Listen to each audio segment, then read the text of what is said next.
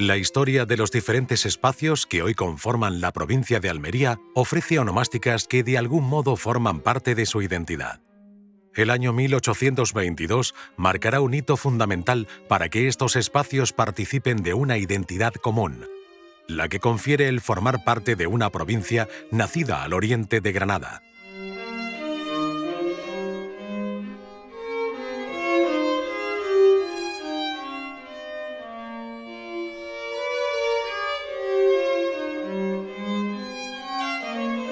España es a finales del siglo XVIII y principios del siglo XIX un imperio que languidece, intentando sofocar los sucesivos levantamientos en los territorios de ultramar.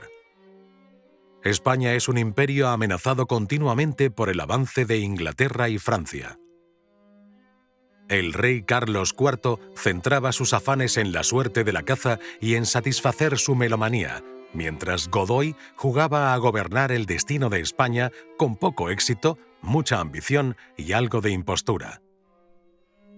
Iniciado el siglo XIX, la monarquía española seguía instalada en el antiguo régimen. La crisis final del antiguo régimen, del sistema de monarquía absoluta y basado en la existencia de privilegios fiscales y en una sociedad que era más estamental que de clases, es decir, en el que el origen, el nacimiento, determinaba buena parte de tu proyección social y no tu condición económica y no tu riqueza, ¿no?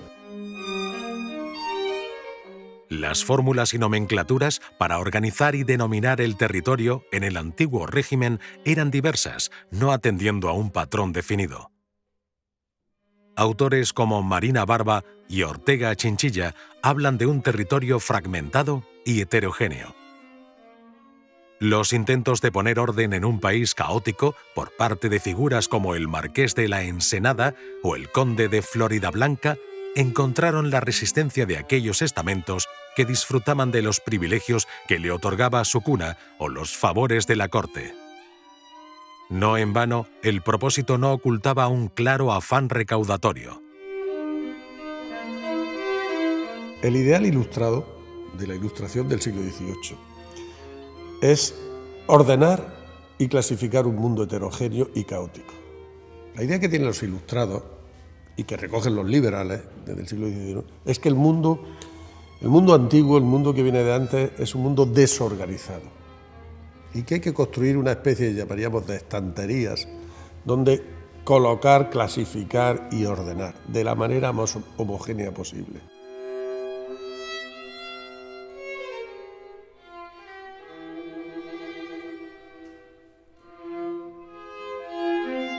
Si hablamos de la organización del territorio en la monarquía hispánica, en la corona de España, a finales del siglo XVIII, tenía muchos elementos que repugnaban al intento uniformador de la ideología de los pensadores ilustrados y liberales.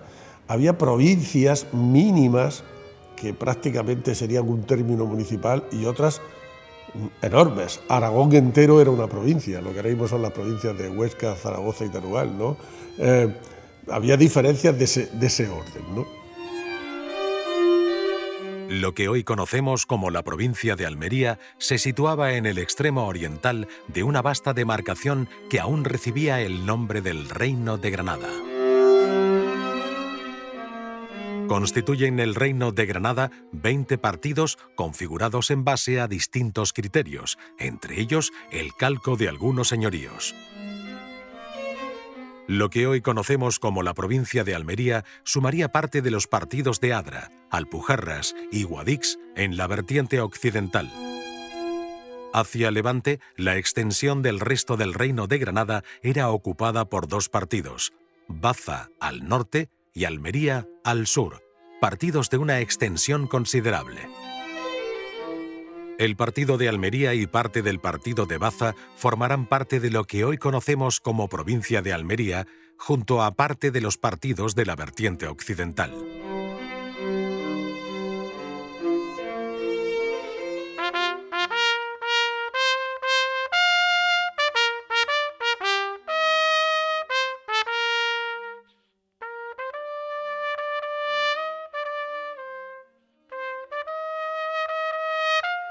La Revolución Francesa fue una enorme conmoción desde 1789 en la Europa y en el mundo en aquella época. Y abrió un horizonte de organización política, organización social diferente a lo que había habido hasta entonces.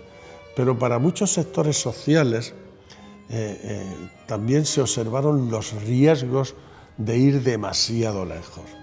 Hubo determinados momentos, los entre 1793 y 1795, los años del terror, de la Convención Republicana, etcétera, en el que, incluso con la aparición del sufragio universal, en el que las masas populares que no habían tenido ningún papel en la historia hicieron acto de presencia.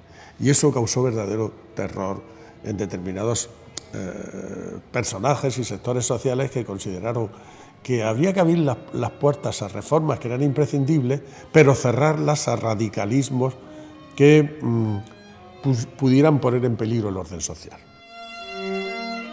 A finales del siglo XVIII estalla la Revolución Francesa y desde 1804 Napoleón avanza conquistando distintos territorios, entre ellos España. En 1807, España es invadida por los franceses. La población repudia a Carlos IV y a Godoy, obligando a la abdicación de Carlos IV a favor de su hijo Fernando VII. Napoleón reacciona, instaurando una nueva dinastía monárquica en la que su hermano José Bonaparte será el rey. El 2 de mayo de 1808 estalla la Guerra de la Independencia. Madrid se levanta contra los franceses, levantamiento al que suceden otros por toda España. Cuando se produce la invasión francesa y se inicia la Guerra de la Independencia, que la Guerra de la Independencia hay que recordar que tiene un fuerte componente de guerra civil, no es solo la guerra de los ocupantes franceses contra los patriotas españoles. Buena parte de la administración y sectores muy vinculados a la Ilustración, al pensamiento ilustrado, observaron con una cierta simpatía las posibilidades de una nueva dinastía, como la bonapartista, y de que eso encaminara a la necesaria, la imprescindible modernización de la monarquía española. José Bonaparte intenta racionalizar la ordenación del territorio español. En un sistema propio de un matemático como Lanz, la ordenación se fija en base a cuadrículas. Almería sería subprefectura de la prefectura de Granada. En 1810, Francisco Javier de Burgos es nombrado subprefecto de Almería. Este motrileño de cuna, proyecto frustrado de religioso, según la intención paterna, y con una vocación decidida para el desempeño de las tareas administrativas públicas, será protagonista en el nacimiento de la que hoy conocemos como provincia de Almería. Javier de Burgos, desde su posición, ve claramente que la monarquía de José Bonaparte es una monarquía que va a garantizar el orden, pero también el progreso, también la apertura, también la modificación profunda de las estructuras territoriales y políticas del país que parecen necesarias. En sus años en Almería, Francisco Javier de Burgos realiza un proyecto para reformar los ayuntamientos, racionalizando sus cargos, prescindiendo de puestos que no atendían a una función claramente definida. También es el encargado de dirigir la elaboración de listas de vecindario, listas que permitían a los franceses conocer el estado y las rentas de las personas que residían en cada plaza. Este empeño permitirá a Javier de Burgos un conocimiento de la actividad económica de los espacios que se integran en la subprefectura de Almería. Para mí, Javier de Burgos es un conservador, una persona conservadora que sabe que tienen que cambiar las cosas, pero que le dan miedo los cambios excesivos. En ese sentido sería un liberal manontropo, pero no demasiado liberal. La inestabilidad de la plaza de Almería y el deseo de volver a su entorno familiar lleva a Javier de Burgos a pedir traslado a Granada, capital de la prefectura. En el otro lado, los patriotas también responden a distintas sensibilidades, desde los que son liberales, claramente liberales, a los que se levantan contra los franceses en defensa de la alianza del altar y el trono, es decir, del antiguo régimen, de los viejos fueros, de la vieja organización territorial, del antiguo sistema de impuestos, etcétera, ¿no? Los que con el correr del tiempo pues terminarán engrosando las filas del carlismo cuando se produzcan una serie de guerras civiles en España a la muerte de Fernando VII en 1833. La Junta Revolucionaria Central, que había fijado su sede en Cádiz, aprueba la Constitución en 1812, también conocida como la Pepa. La Pepa estaba plagada de principios ilustrados y liberales. El ejército francés se retira vencido por un ejército formado por España, Portugal, Inglaterra y la guerrilla. Todo esto empujó a sostener desde la Constitución de Cádiz la necesidad de una nueva organización territorial de España. Una nueva organización que tendría, insisto, yo creo que fundamentalmente tres motivos.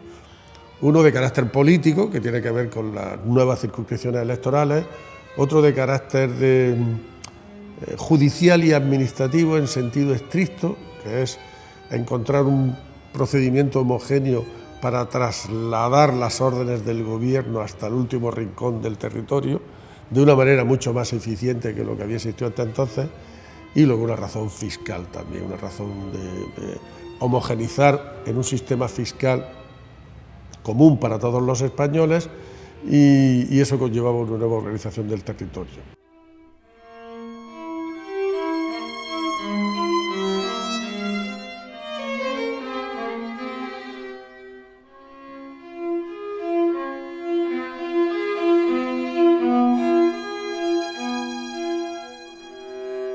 El hijo de Carlos IV era deseado por unos para poner en práctica la Constitución de la Pepa.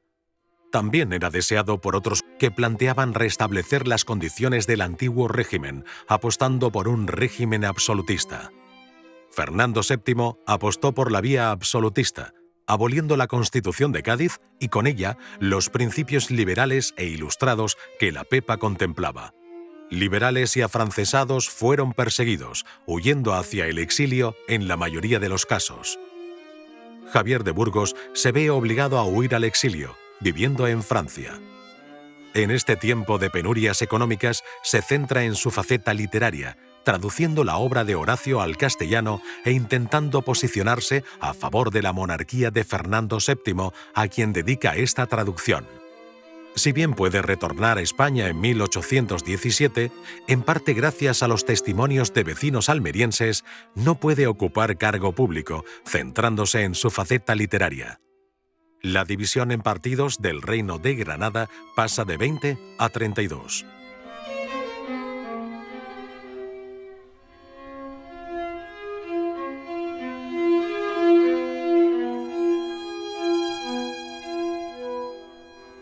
España pierde una tras otra sus colonias en América. No consigue reponerse de las consecuencias de la Guerra de Independencia, sufriendo una crisis agraria de gran calado y contando con grandes dificultades para restablecer su industria y sus vías de comercio.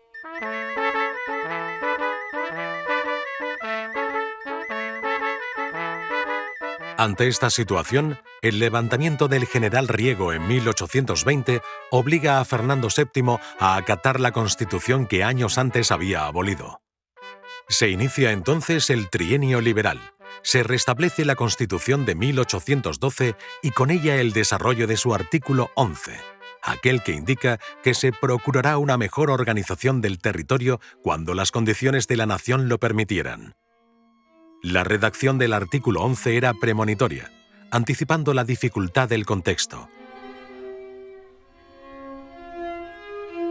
Aprovechando la libertad de prensa que introduce el Trienio Liberal, Javier de Burgos funda en estos años El Imparcial y Miscelánea de Comercio, Artes y Literatura, dos periódicos que serán fundamentales para la creación de la actual provincia de Almería.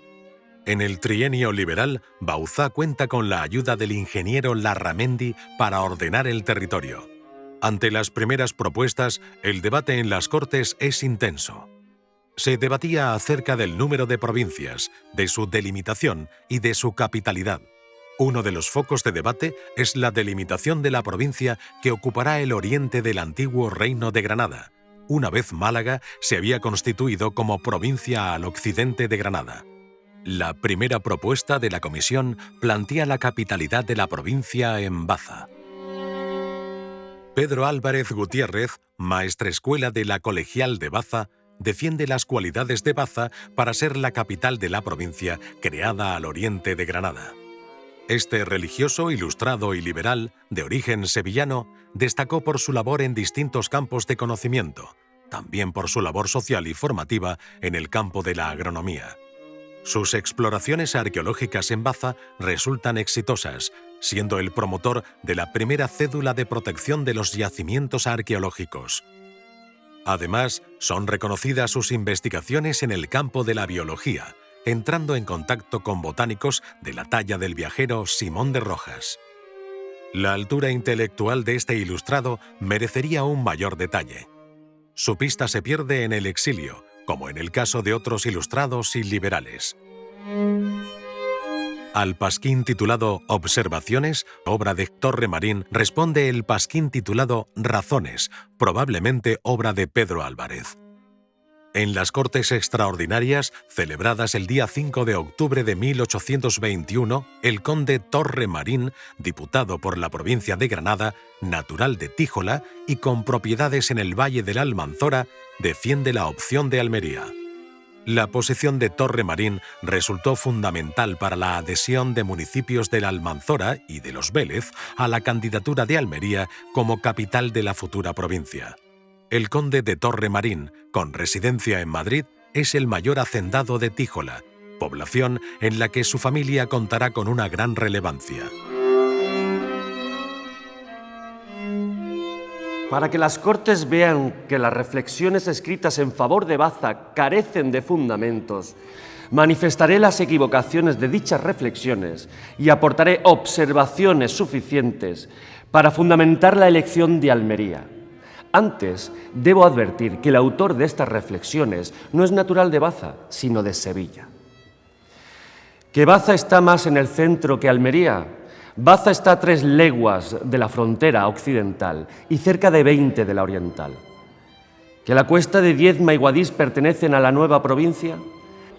Guadix y sus términos quedan enclavados en la provincia de Granada. Véase el proyecto de la comisión.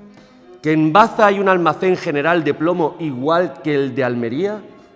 En Baza no hay más que un estanco de géneros plomizos. En Almería es donde está el almacén general. A comienzos del siglo XIX y finales del siglo XVIII, el plomo es un metal, el metal gris, muy preciado, muy valerado. Y tradicionalmente se había explotado en la zona de Linares, aquí en España. Pero las minas de Linares tenían 2 problemas. Uno, su lejanía de la costa. Mientras que se tratara de abastecer a Madrid y al mercado interior, estaban mejor situadas que las de Almería. Pero cuando se trataba de dirigir la producción hacia mercados internacionales, en Francia, en el Reino Unido y tal, el coste de sacar el metal, el plomo metálico, hasta el litoral era prohibitivo. Y luego tenían un segundo problema las minas de Linares, que es que estaban inundadas a una cierta profundidad y había que acometer labores de desagüe. Eso las minas de Sierra de Gádor no lo tenían. Tenían un desagüe natural, la caliza de la Sierra de Gádor hace que el agua fluya hasta la profundidad, hasta lo que ahora mismo llamamos el acuífero del Poniente, que sirve para la agricultura intensiva actual. Y en aquella época se producía, por lo tanto, un desagüe espontáneo natural de las minas de Sierra de Gádor. Y por otro lado están inmediatas al litoral, muy próximas al litoral. Entonces, y por otro lado, y en último lugar diría que tenían una ley metálica del 70-75% muy elevada, es decir, eran minerales muy ricos, especialmente los de las capas más superficiales, que fueron los que se produjeron en esta época. En ese contexto, el debate más importante que se produce durante el trienio liberal entre 1820 y 23 es el de liberalizar el sector minero, es decir, permitir la libre explotación de las minas y la libertad de industria en las fábricas de fundición y la libertad de exportaciones a cualquier mercado, ¿no? Entonces, ese programa de liberalización va a generar un debate muy importante en el que interviene Javier de Burgos. Javier de Burgos, aparte de que conocía el sector bien, porque él había sido subprefecto en la Guerra de la Independencia en 1809-10, había sido en Almería subprefecto en la época en la que están funcionando estas fábricas de la Corona, etc. Aparte de eso, este hombre, que era originario de Motril, probablemente tendría vínculos con negocios mineros en la Alpujarra, y desde el principio se manifestó muy favorable a la liberalización del sector minero. Que desde Almería al interior no hay caminos para el transporte de granos, hay carreteras para Levante y Poniente, y mejores que el camino de Granada a la Corte. Que Almería no tiene puerto, ni muelle, ni fondeadero. En las cartas hidrográficas se demarcan en él 4 fondeaderos. Hay que pensar que la ciudad de Almería era el puerto por el que salía esta producción de plomo de las Alpujarras, donde se encontraban los almacenes de plomo de la Corona, en la Chanca, y donde terminaba quizás la mayor inversión en obra pública que se hace a finales del siglo XVIII y principios del XIX en la provincia, que es la construcción del camino desde las fundiciones hasta el puerto de Almería. Que Almería no es provincia marítima porque no la manda un capitán general de la Marina, es provincia marítima al mando de un capitán de navío, como está Málaga. Que el Hospital Civil y Militar de Almería tiene esta denominación porque se admiten en él soldados y paisanos. Esta denominación le viene de tener administración civil y administración militar, para la cual son necesarios grandes fondos y capacidad correspondiente. Que es mayor la población de las cercanías de Baza que la de Almería. Para este cálculo se ha contado con el vecindario de Guadix y los pueblos de su término, que, como ya se ha dicho antes, pertenecen a Granada.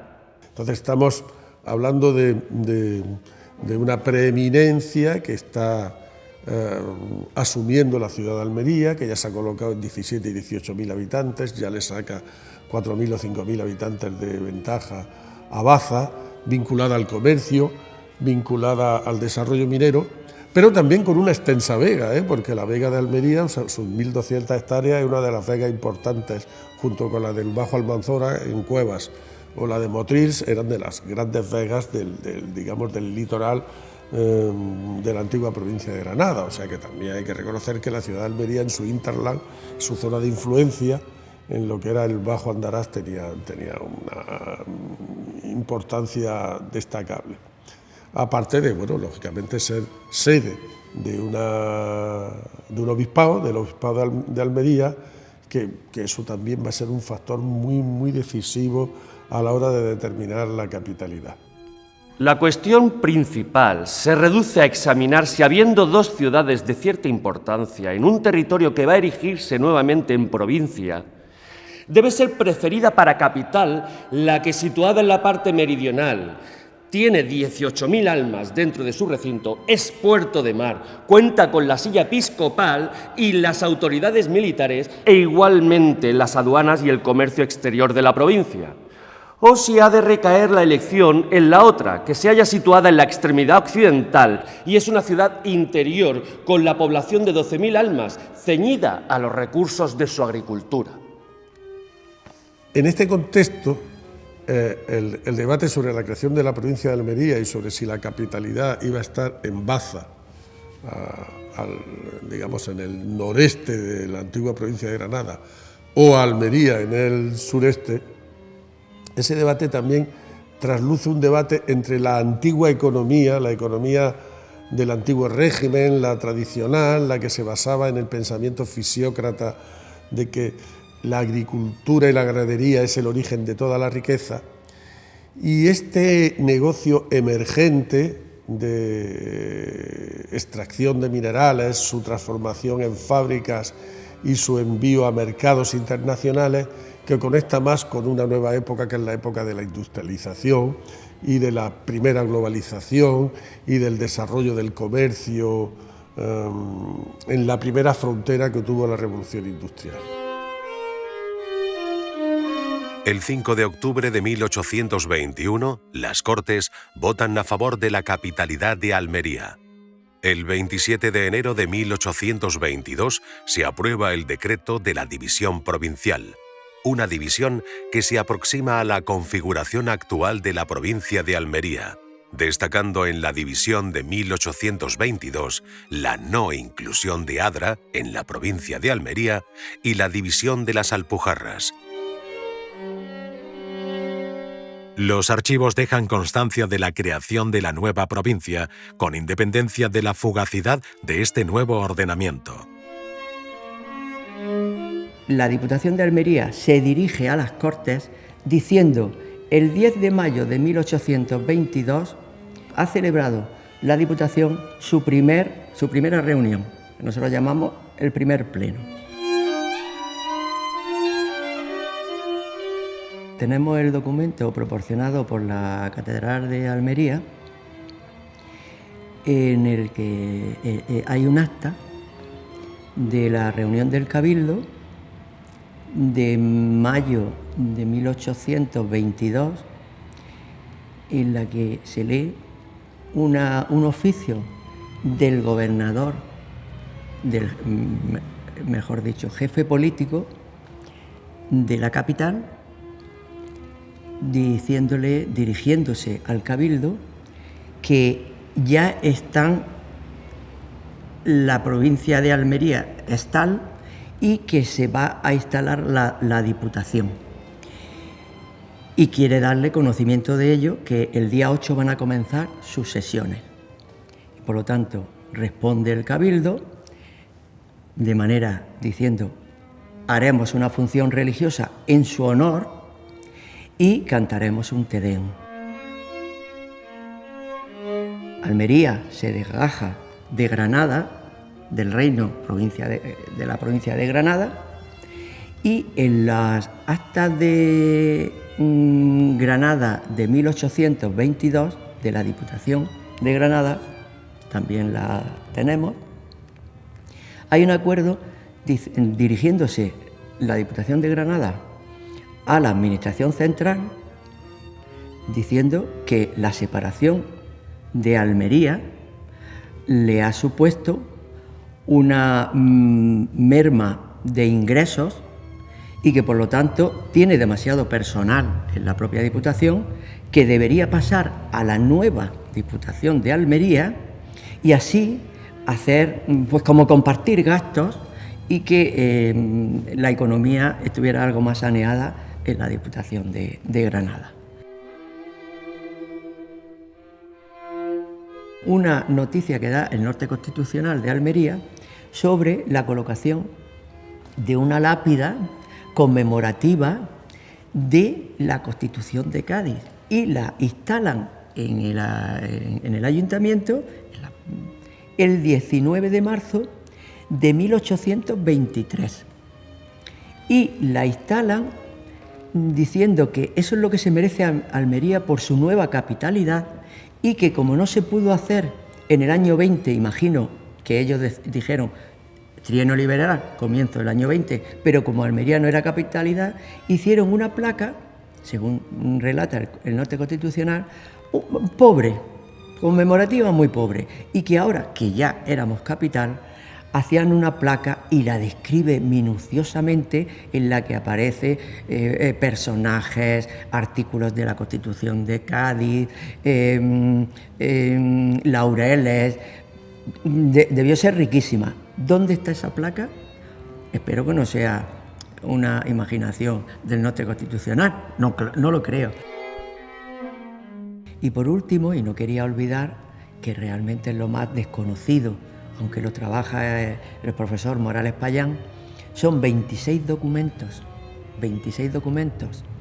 impresos con el membrete de Diputación Provincial de Almería, que se custodian en el archivo de la Diputación Provincial de Granada y que tratan de todos los temas habido y por haber, competencias de lo que hoy son las diputaciones y han sido a lo largo de su historia. Pero sobre todo lo que reflejan esos 26 documentos, en su gran mayoría, es una asfixia económica, pues que la Diputación no tiene dinero, que la provincia está también escasa, que tienen la llegada de los 100.000 hijos de San Luis ya más o menos prevista y que hay que hacer levas impresionantes y bueno, que los ayuntamientos tienen que ingresar en la tesorería, en la depositaría de la Diputación inmediatamente el dinero que hayan recabado de los arbitrios, en fin, muy interesante, aunque también de vez en cuando se ocupan de decir qué deben cobrar los secretarios de ayuntamiento. En fin, muy interesante.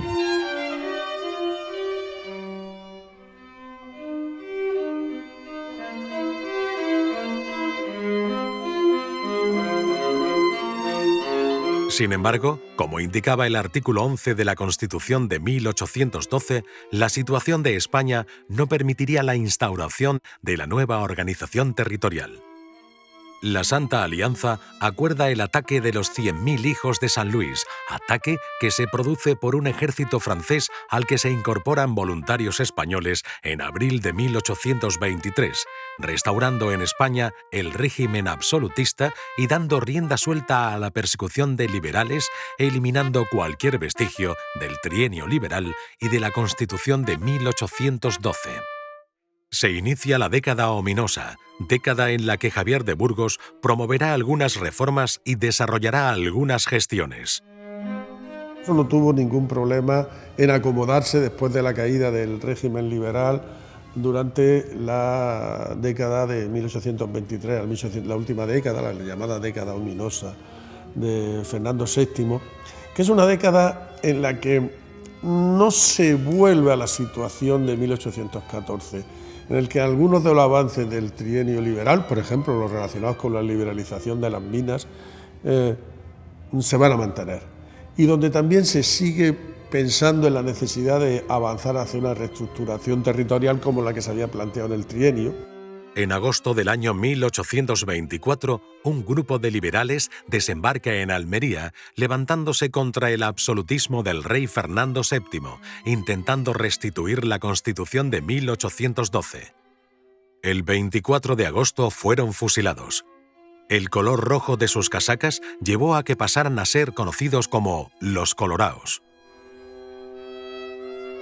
Como indica Burgueño, los trabajos que continúa Larramendi desde 1825 bajo el mandato del ministro de Justicia absolutista Calomarde son el eslabón perdido entre la división de Cortes de 1822 y la que decretará definitivamente Javier de Burgos en 1833. La figura de Larramendi es vital en los primeros pasos de la ingeniería de puertos, canales y caminos de España, también en la definición de la organización territorial de España.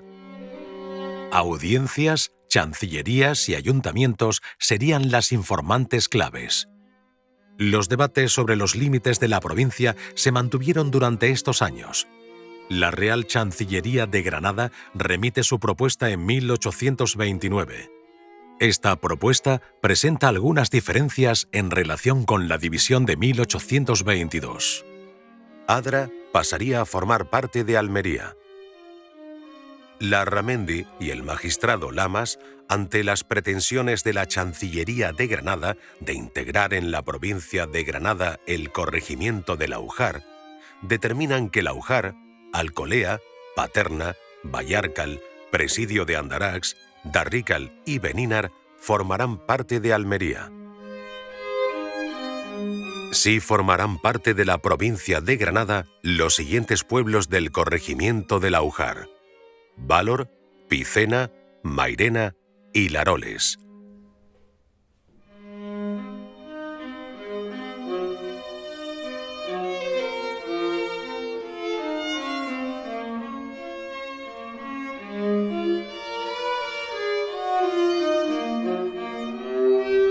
A la muerte de Fernando VII, su esposa María Cristina ocupará la regencia, ante la minoría de edad de su hija, la futura reina Isabel II.